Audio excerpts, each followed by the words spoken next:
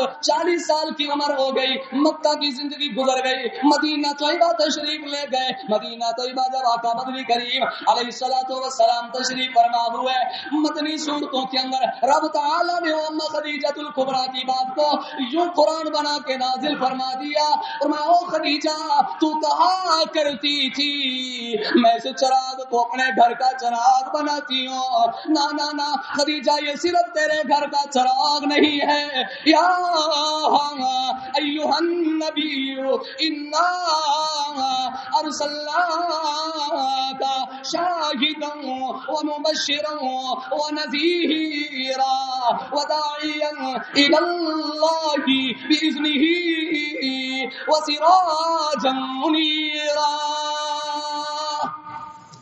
اللہ اکبر۔